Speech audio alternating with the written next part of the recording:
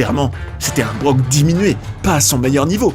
Mais le 23 octobre 2010, à l'UFC 121, il doit affronter une nouvelle fois un phénomène encore invaincu, le Mexicain Cain Velasquez. Déjà, il y a une remarque à faire au niveau du look de Lesnar. Pour la première fois, il va avoir une barbe, un changement d'apparence qu'il explique en disant qu'il l'avait laissé pousser en vue de l'hiver, la saison où il allait chasser et pêcher.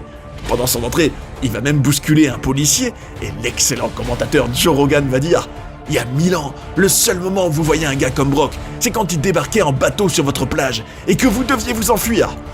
Quand le match va avoir lieu, ce qu'on remarque, c'est un Brock qui se précipite, qui semble tout de suite vouloir se jeter sur Cain.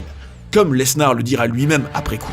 Il n'a pas respecté la stratégie qu'il avait élaborée avec ses coachs et il a improvisé, ce qui est rarement une bonne idée dans une cage. Hélas, il va se faire battre par Velasquez. Et on va voir Brock beaucoup saigner. D'ailleurs, la cicatrice qu'il a aujourd'hui sous l'œil vient de ce combat-là. Il perd donc sa ceinture. Et clairement, c'était un Brock diminué, pas à son meilleur niveau.